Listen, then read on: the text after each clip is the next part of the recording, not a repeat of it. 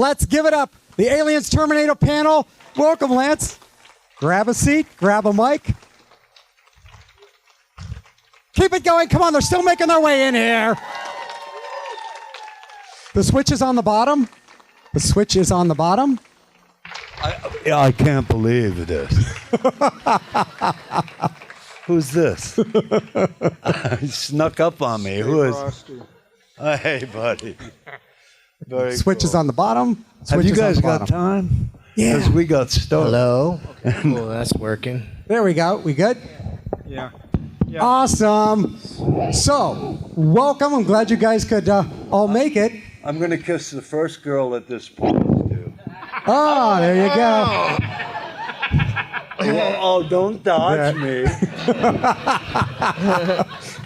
So, if you don't mind, I'll start with a few questions before we open it up to the audience. Yeah, let's go. First off, question for Edward. I got to ask you, what was the audition like for Terminator 2? What did that involve? For what? Terminator 2. Yeah. What was the audition like? Yeah, dude, it was crazy. I mean, it was life-changing. I'd never went up for a movie at all, so I had no idea what I was doing. Mally Finn, you know, bless her heart, she's an amazing was an amazing casting director, and she kind of guided me through it, and it was just a long process, man. It was like, you know, I have the part, I'm getting rid off the list, and it just kind of, you know, went back and forth, and then before I knew it, I was making movies, man. How long did it take before you knew from when you auditioned? Oh, how long did it take? I have no idea. I can't remember. No, I mean, between when you auditioned before you know when you got it. When I got it. Yeah. I would say it was at least like it happened over the summer, because I remember that I wasn't in school, and I pretty much spent the summer doing that. And then I went back to school for like one day, literally just to tell everybody that I was doing. And I mean, I lived in the ghetto. I was living in this so it was hilarious. I went back and I'm like, I'm doing a movie with Arnold Schwarzenegger, and he's like, okay, Eddie, you know, and that was that, you know. It was cool, man. And I never showed up again. So that's right. You know? Yeah. And this next question's for you, Michael. So about a decade ago, you got behind the camera and start directing. Is there any particular director that you previously worked with as an actor that you could say was an influence with the way you direct? You know, when I directed that, I was. I have a lot of people, including Jim Cameron, at one time, and said, you know, you got some, you know, good ideas when it comes to story. You might think about directing. That movie that I did, The Victim, I had from the moment that I knew that I had the money, because of the way that it was financed, and it was like only $200,000, I think, or maybe less. I had 24 days to write it. Get a little closer to the microphone. Thank you. I had 24 days to write it and shoot it.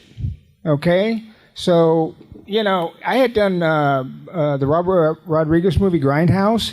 And so I was kind of like, okay, well, I want to do a little exploitation movie, sex, drugs, dirty cops. But it was like, the timing and the way that I got the money was like, you have to start now. I'm like, I don't have a script. Well, you got to start now anyway. So I started writing, and so, you know, I was just like hanging on by the seat of my pants. I should have had 2 cameras. I should have done a lot of things, but you know, that's how it turned out. So to say that anybody had an influence on me, I don't. You know, I've never had a visual eye, and there are a lot of actors, and I've always asked myself, how come you've been on so many sets? How come you don't know what this lens is? How come you don't know, you know, all of this information that a lot of directors know and a lot of camera people know?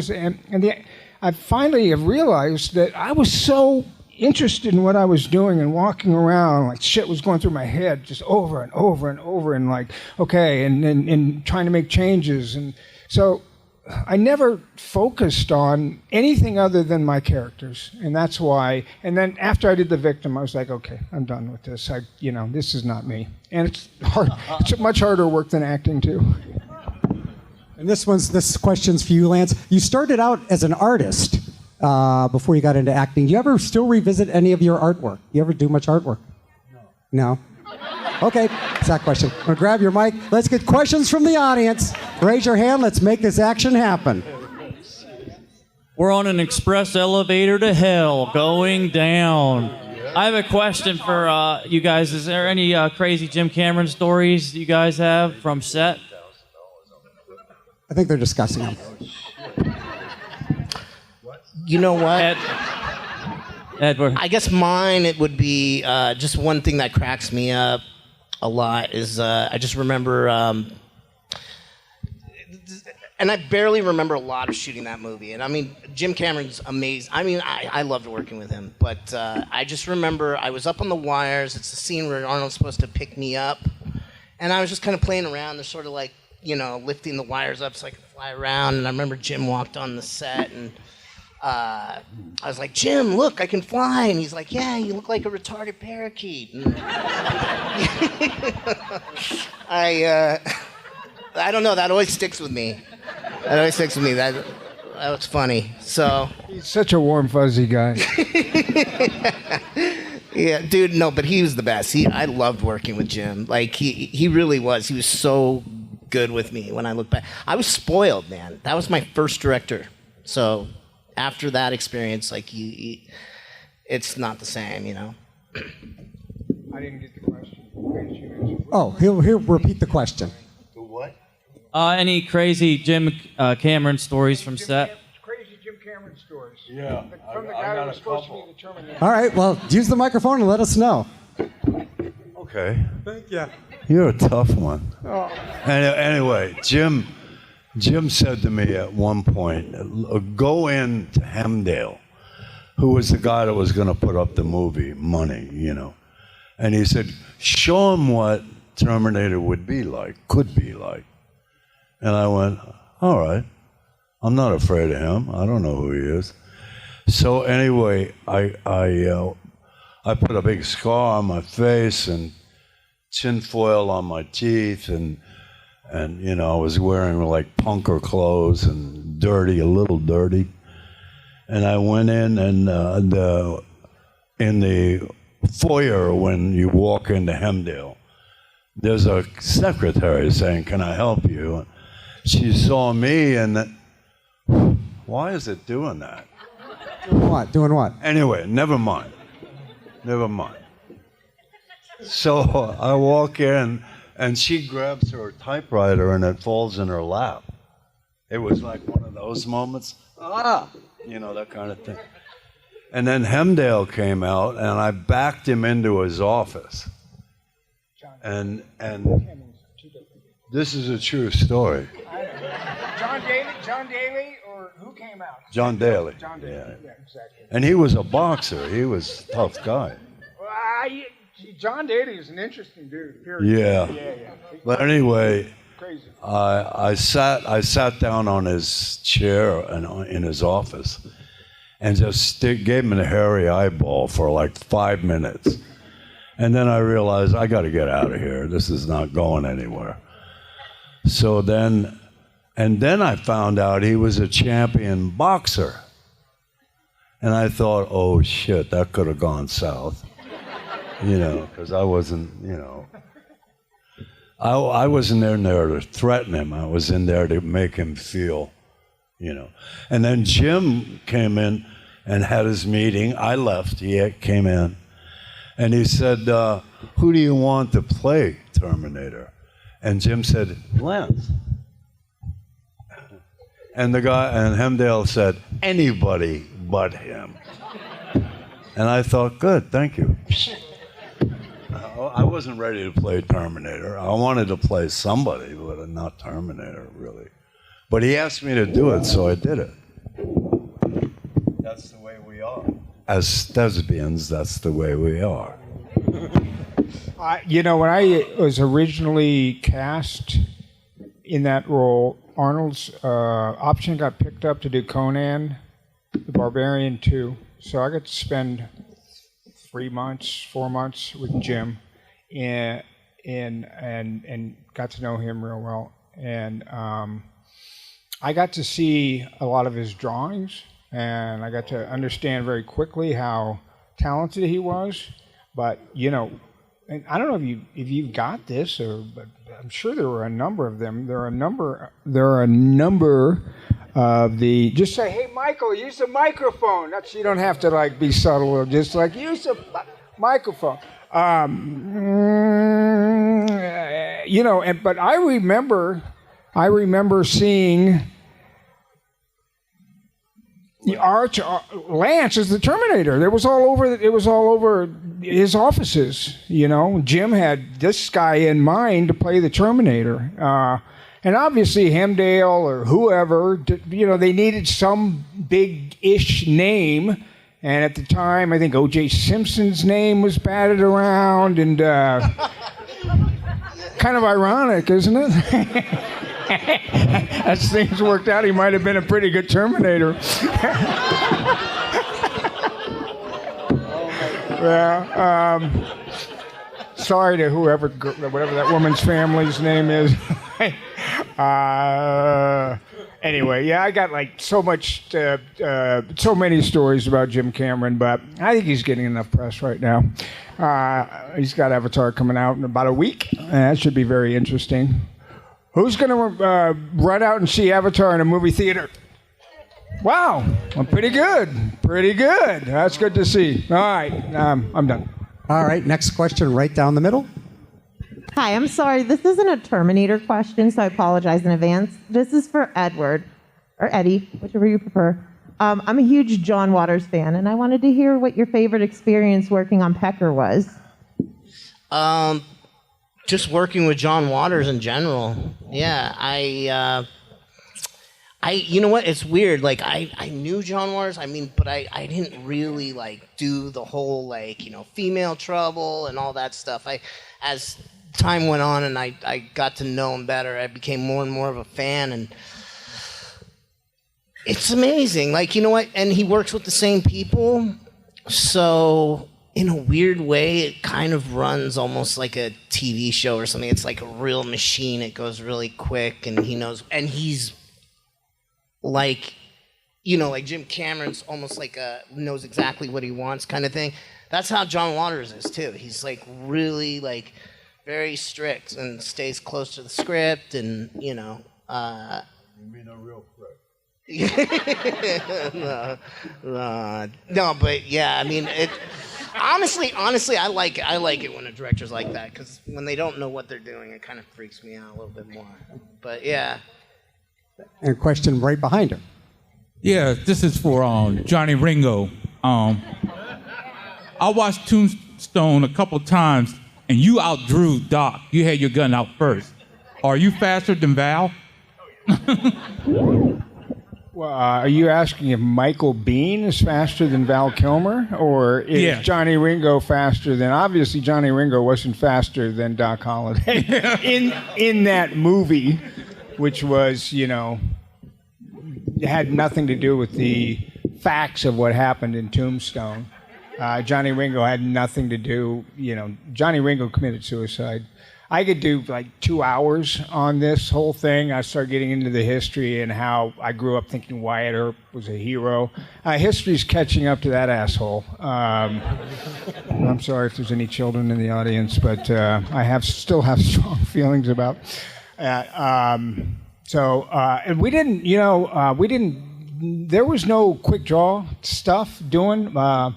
I had to learn to spin my gun, and most men, when they're on a Western, you've all done Westerns, well, thank you. But everybody likes to have fun and play around with it and stuff, and I just happened to be able to showcase that, and that routine that I did is a little bit like, people say, oh, was that you? Could you do that? And I was like, yeah, like 1 out of every 10 tries. It's a little bit like a gymnastics routine, you know, I can nail the landing like 1 out of every 10 tries. But there was a lot of stuff involved in that. So anyway, it was all fun. The fucking whole business is fun. There's a big element.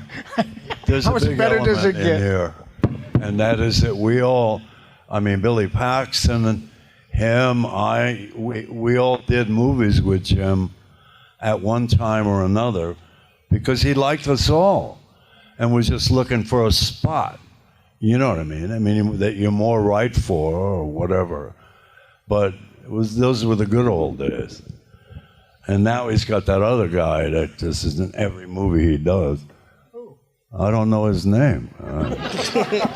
Somebody's done one movie in the last 15 years. I know. It's the guy from, what the fuck? Excuse me. Okay. You know, the guy that turns into the... Avatar? Yeah, Yeah. that guy. That guy. Okay.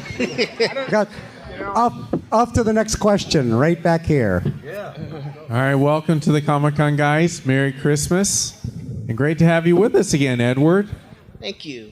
So my question for all three of you is, what were some of the challenges you both faced and your favorite scenes that you shot with James Cameron on the Aliens and Terminator movies? The first one I did was one about piranha down in Jamaica. That was one. Is that the gym one? That's Jim directed his first thing. And yeah. Just curious. I'm curious. Like, Well, no, Jim was very focused. I mean, he's when he's going to work making a movie, he's going to focus it. He's going to focus every day because you have no budget. You don't get 2 tries. You got 1. I remember I got down to Jamaica and I had called them and said, I have to drive a boat because I'm a harbor cop. And they had no wardrobe, so I had to buy the clothes off a waiter, with my own money.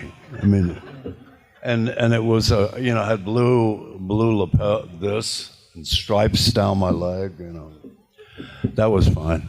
And I had to carve my gun because nobody coming into Jamaica can have a gun. So I carved that out of wood and put it in a holster with a flap on it. And then there came the moment for the boat, where I have to whip into the harbor. And it was a powerful boat. And I wanted to get down there early to learn how to drive it.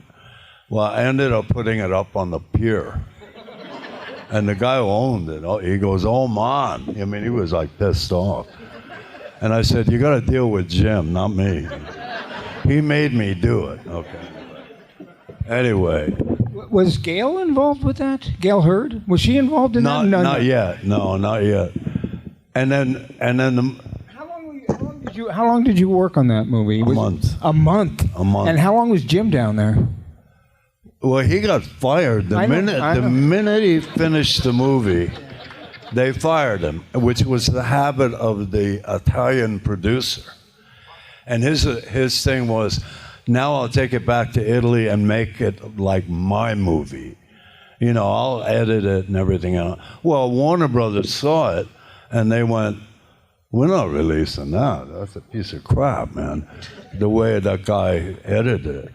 And Jim kept sneaking in Rome. He went to Rome, and he kept sneaking in and doing re-edits. That's how tenacious he is. But anyway, after a while, they pulled the movie from the Italian.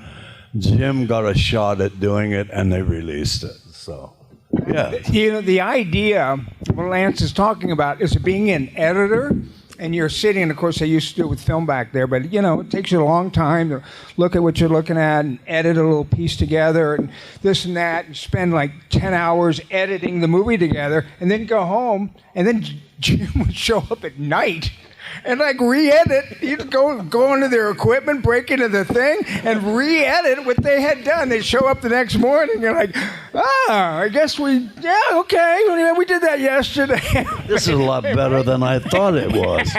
That's amazing. So he was always that intense, huh? He was always that intense, even that. I've heard that story many times. Yeah. Probably from you when I first met you. Yeah. He would break in with his credit card. Re-edit night after night after night. These editors would show up going like, what's going on? Because the thing about Jim is he can do anybody's job, including being an editor, except for he can't be an actor. Oh, I know. He had me jump out of a helicopter, and the night before I jumped out of the helicopter in the morning, it was from about 60 feet, 50 feet, somewhere in there. I had punched a palm tree. Why? Punched it. Why? I can't go into that one. But anyway, I punched it so hard, I think I broke it. And then the next morning, I got up to jump out of the helicopter. I jumped out, and then I hit my hand with my knee. And man, I let out a squeal. It was like, it hurt like a son of a bitch.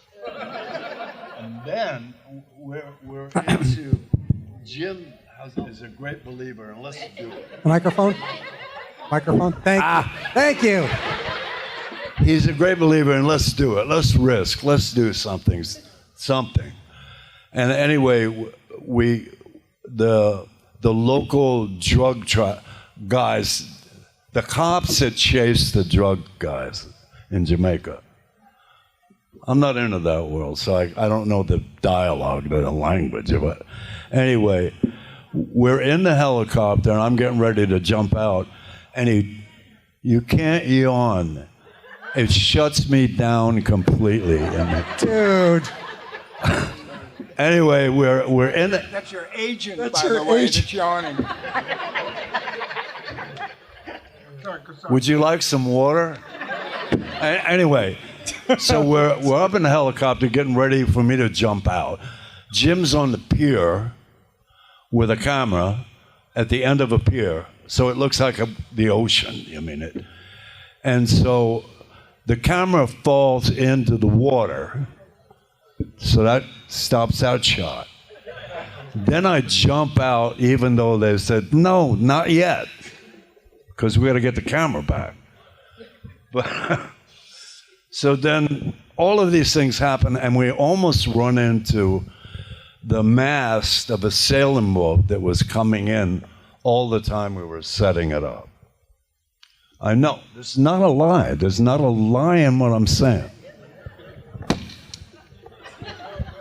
I'd still like to know why you hit the tree. It's all true. Then we went down to a real mortuary where when people die, they drop them off at this place, you know, and chickens were eating the bandages out of the dumpster. I mean, it was a real rough. There was nothing wonderful about it. It was like difficult, the whole thing. But that's Jim, and you gotta. If you go to war, you better be ready to fight. And that's Jim. All right, so we have one more question I have a over question here. on the far side of the room. The best question gets a $20 bill. Well, Oh, wow. here it comes. Yes. Hi, Mr. Henriksen. I've been looking forward to meeting you for a very long time, and Merry Christmas. My question is, one of the most surprising moments to me of your character Bishop was in Alien 3, because he turned into an antagonist instead of the protagonist that he was in the sequel to Aliens. Yeah. Go ahead. And so what I was wondering was, would you want to return if there's ever a call for you to go do Alien 5 as human evil Bishop? Or It depends on the money. That's There a it great question. No, antagonist, protagonist. I have a little of both in me normally. That's my life. I have those available to me. That's a good question, you know. I'm not making light. All right, got time for a couple more. What else we got? Right here? Let's knock it out. This is for Edward. I wanted to know how you liked working on Brain Scan. Dude, well, okay, like, honestly, I would have had a lot more fun doing it now than I did then. I mean, honestly, like, I kind of was like, what the hell is this movie? And it's called Brain Scan, like, literally, but No, I mean it's crazy how much of a kind of cult classic it's become, and other than that, I mean, look, like I was 16 when I did that movie. I'm 45 now, so there's been a lot of like a lot of things I put into my body and stuff like that. You know, the memory's just not what it used to be. But yeah, I mean it was good. You know, T. Ryder Smith, the guy who played the trickster, he was cool. He was like really cool, man. He's like a theater actor. You know, he was great. Okay, let's get a couple more questions. We had one right here. Oh, those your ears? No. Oh, okay. Just asking. No, there you go. Hey, did you guys realize when you guys were making these movies that how iconic they were going to be? Like 50 years from now, these movies are going to be, they're still going to be amazing. You're talking about Avatar? He's not talking about Avatar, no. No, you know, none of us, you know, you always have hopes when you go out and do a piece of content. That's what I just call it now. I don't call it movies. Obviously don't call it film anymore. It's just content. You always have, you know, you usually don't sign up unless you're really desperate for money, but you need money badly, unless you kind of hope the material that you're working on is could be good, and usually you're disappointed. Almost always you're disappointed. But man, none of us, and nobody, even when the Terminator came out, you know, really smart people are running studios and stuff like that. They knew what Jim's talent was, but you know, nothing becomes a classic immediately. And they're just like, you know, Arnold didn't become a movie star, you know, a year later. Everything takes a little bit of time. And you're talking about Tombstone. Somebody asked me about Tombstone. It came out, bad reviews, no money, didn't make any money at the box office. 40 years later, 30 years later, whatever it is, people, that's the best Western ever. Did you see Unforgiven? But but people say that to me all the time, so I certainly didn't think so. Now, he probably had a better, although he hadn't acted before, so I don't know what your experience was, but T2, I mean, when we were doing Aliens, we were hopeful. Man, we were trying to find it. Yeah, we were trying to find it. But you never know. And we did. I think a lot of the things that Jim set up was without talking about it, but he knew that there's a bonding that's going to happen. If you got all these guys that are playing Marines, I mean, their job is to bond, and they did. Everybody did. Jeanette Goldstein and all these, Mark Rolson and all these guys. Dude, I gotta say, when I met Jeanette on T2, I was blown away. Like, I couldn't believe that she was Vasquez. Like, she was pumping iron, man. She was she's ready to kick any guy's ass. She's like this really sweet lady. She's very, you know, it's crazy. Let's knock out a few more. You guys are going to be headed back to your table to sign and photo ops and all that stuff. But let's get a few more questions in. No, we don't have to. No. Ah, damn it. You're a tough one. No shit. Next question, right? The magic of acting, I think, comes from where you started from as a kid. You can be a great-looking kid, or you can be a nasty kid, or all of those things that we are as humans are available. They're available. If I wanted to make a movie, I could probably pick people out of here.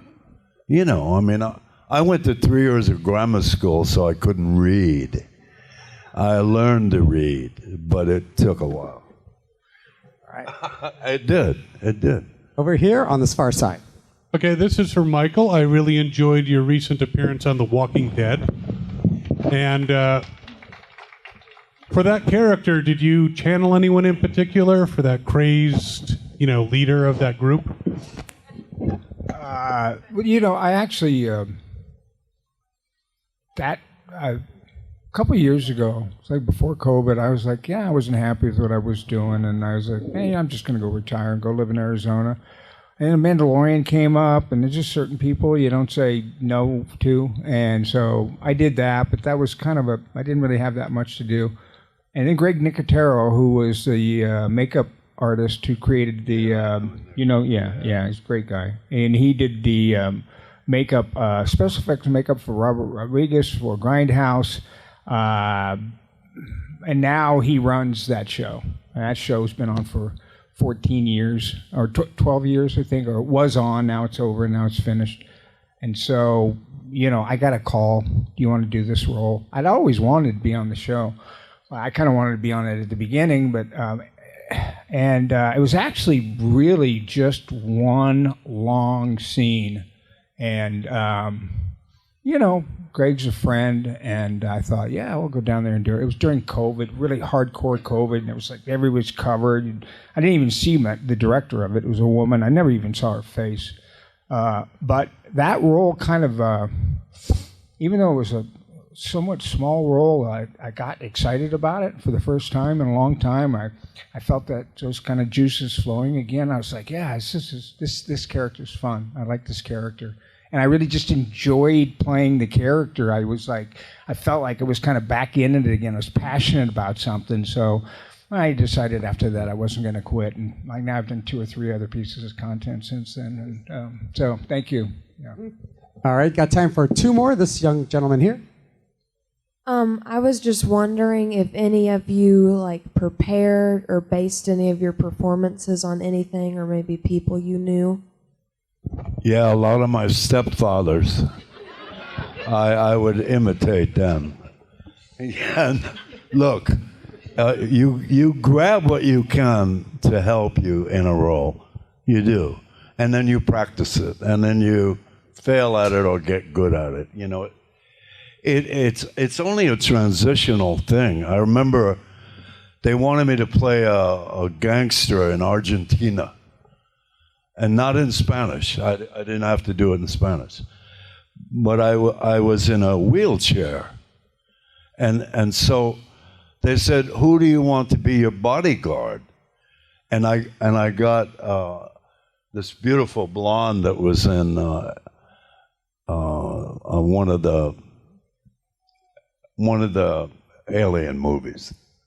And she came down, and we ate a lot of steak and drank a lot of good red wine and tried to do the best we could. But it's all like you're turning a corner suddenly, and there it is. There's the answer. There's the answer to your part. And it's not like. So if you want to base your as an actor, if you want to base a character on somebody, you find a beautiful woman and a bottle of wine. And make her your bodyguard. Yes. There you go. So that's from an acting. It's a great question because you have great innocence. You're a young guy, but the truth is, it's all kind of magical in a way. You don't know what's going to inspire you the most. How can you know that? You can't, because the script is a piece of paper with a lot of print on it. And that's not very, it's not always good to help you. Sometimes it's crap. We're going to grab one more question, but before, I loved you in Near Dark. Just wanted to get Near Dark out. You did? Oh, hell yeah. That was I broke into a place and drank all their blood. Anyway. Yeah. Gotta love you. All right. So we have last question. Final question over here. By the way, Michael, Greg did my makeup in Day of the Dead. There you go. There you go. Fire away. From here. Yeah. I was just wondering if you had any interesting stories or interactions with Arnold. Yeah. Gosh, man. Again, we're just memory. You know what? Arnold was literally the first sort of celebrity and just, larger than life kind of person I ever met. He was. Yeah. Best questions gets $20 from Lance. There you go. Hopefully Man of his hopefully you'll word. spend it on a photo op or an autograph from him. There you go. Man of his word. Yeah, but I mean, I don't know. So I mean, to me, it was crazy. It was the first time I ever worked on a movie. So to me, after seeing Predator and all that stuff, I was like, But I mean, we spent 9 months together. It was like sitting on the bike, and the whole thing was a learning experience, to be honest. But Arnold's great, man. He's very very intelligent, very funny. Yeah, it's cool. We good? Any final? Yeah, I met Arnold and he was. Can you hear me without this? What? Oh, never mind. Theater actor. Okay, anyway. Throw your voice. Arnold, when I met him, he was sitting on the steps of his honey wagon. He didn't even have his own trailer. He had a honey wagon. And he was smoking this enormous cigar. And he looked buff. I mean, he had arms like 14-inch arms. And I thought, that's unnatural. He had to work at that. I mean, and I said, hey, hi, buddy. We're going to be doing a movie together. And he went, oh, that's good. I just came back from Germany, going there for a reason. And they all talk like Arnold. All of them. So It's from Austria. Anyway. It's from Austria. Yeah.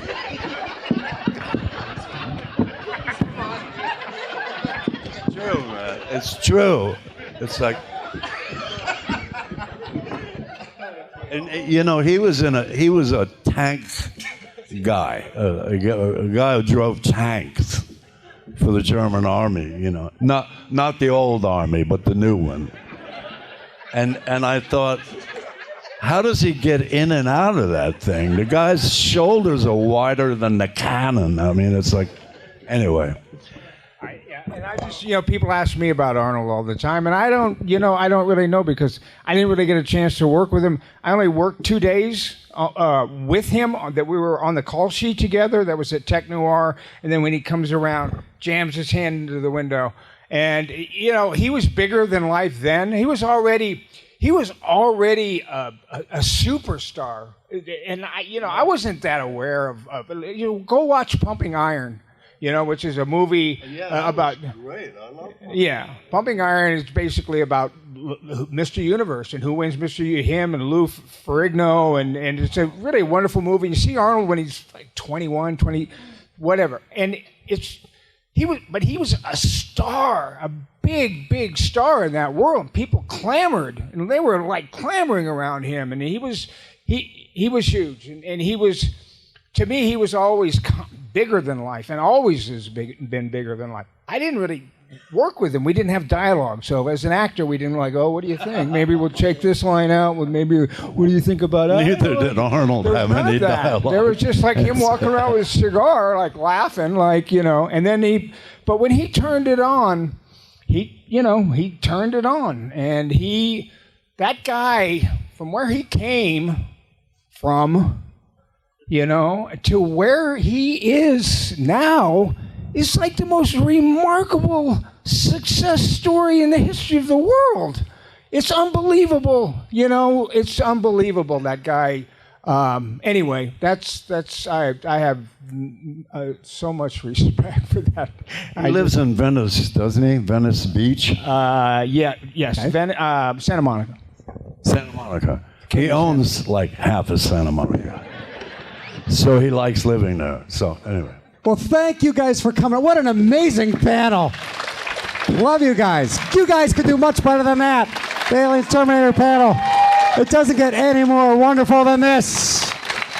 And congrats on your 20. Thanks, you guys. We got a couple more days here. Yes. And you know what that means. Yes, that is correct. You better go visit them at their tables, hang out, the photo ops, all that good stuff. One more time, Terminator's Aliens. Hi, this is Aaron Ashmore, and you are watching Phantom Spotlight. Be sure to like, share, and subscribe like now. Oh, and have fun and follow your fandom.